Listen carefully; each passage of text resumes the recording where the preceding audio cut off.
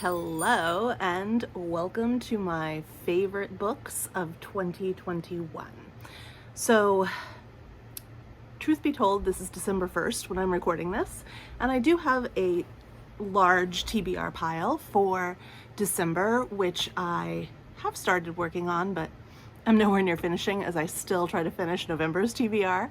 But I was looking at it and I don't think there's any but one on that list for December that might end up in this stack. And so that one that I'm not finished with yet that might end up on this stack is The Mermaid and Mrs Hancock. I am really enjoying this, but I am also only 103 pages in to what is almost a 500-page book.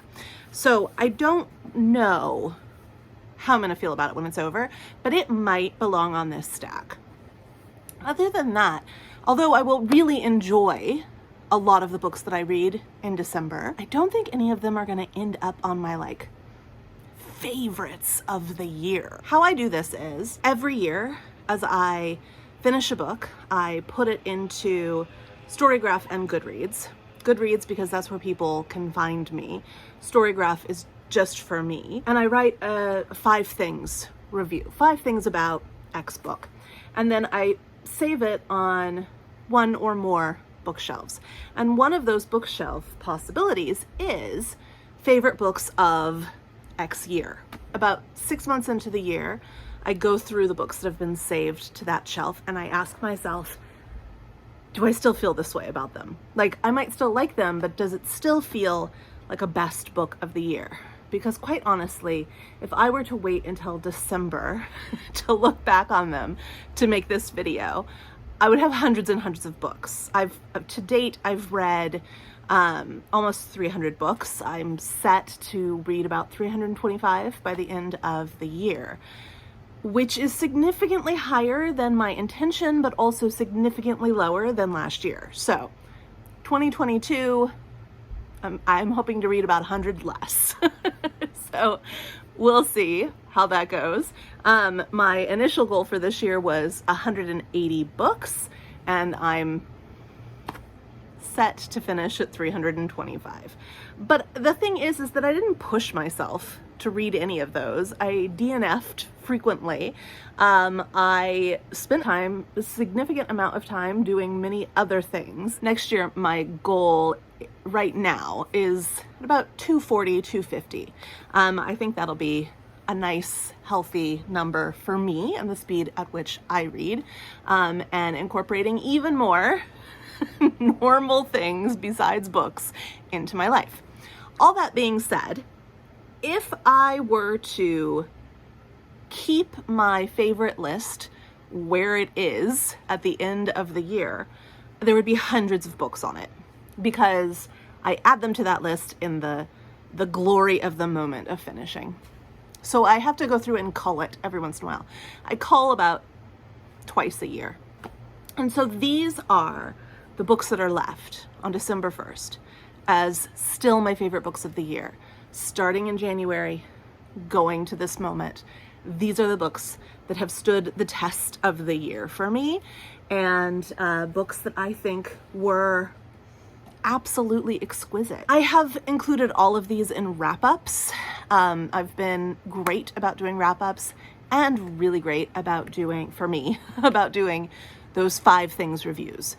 So if you want to know more in depth how I feel about these books or why I feel that they are favorites, probably lifetime favorites, then you can go back and look at those videos, or you can look at my Goodreads reviews, or if you follow me on Instagram, you can find them all there.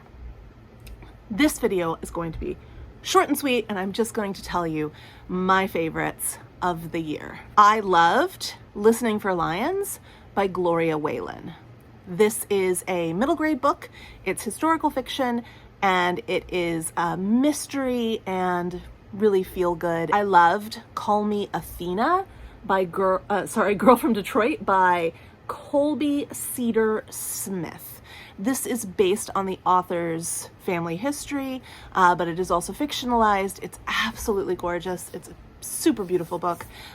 It is a novel in verse.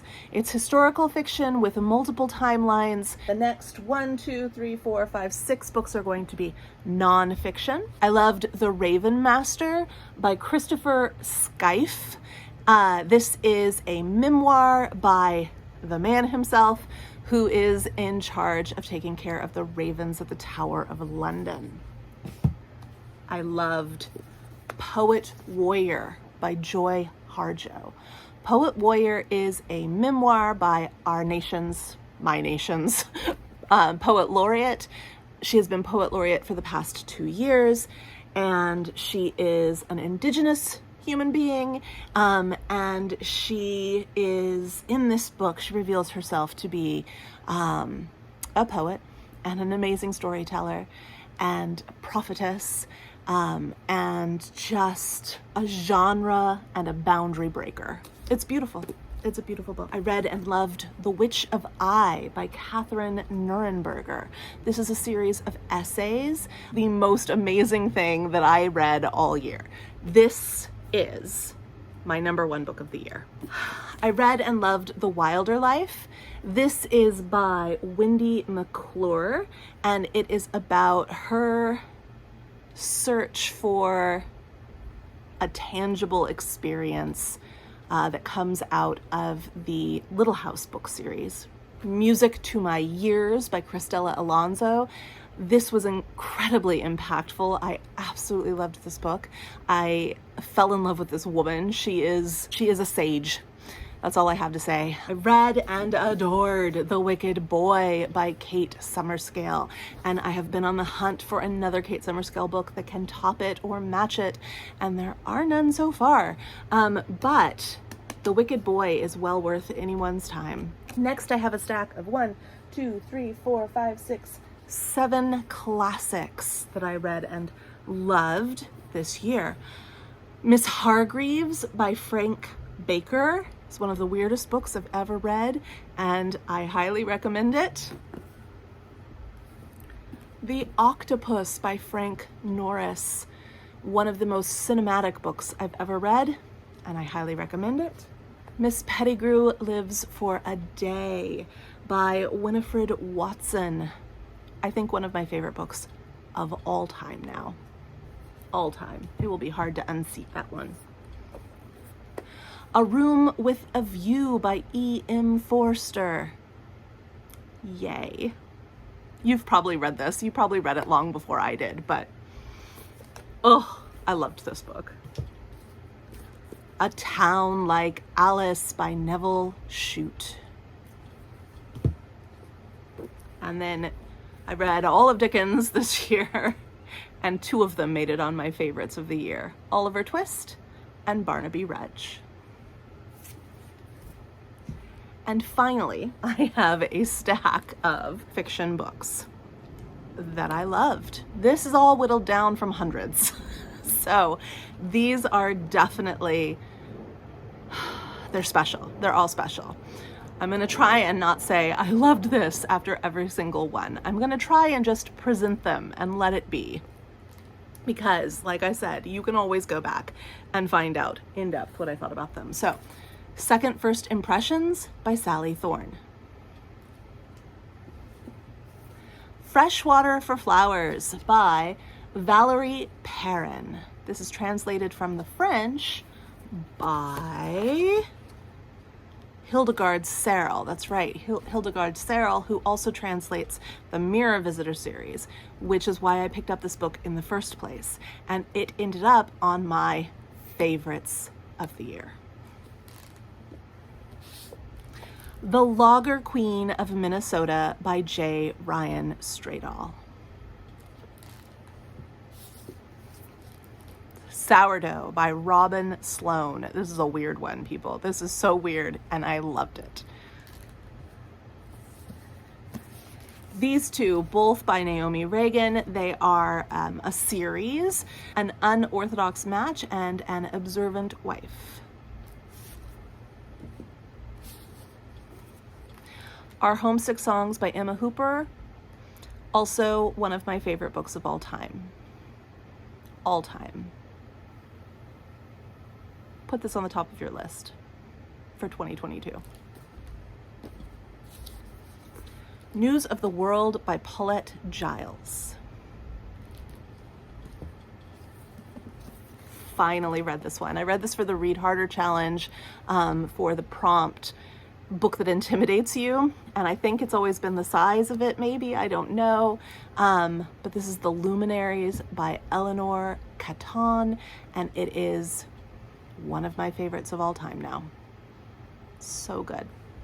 7.5 Deaths of Evelyn Hardcastle. My sister kept trying to get me to read this. This is by Stuart Torton, and I tried to listen to it but couldn't get into it that way. Finally read it, fell in love. Girls with Bright Futures. I've read this whole series mostly this year, and this is my absolute favorite of the entire series. I love the series as a whole, but I love this one the most. This is An Irish Country Girl by Patrick Taylor. The Family Plot by Sherry Priest. The Sacrament by Olaf Olafsson. And finally, The Grammarians by Katherine Shine.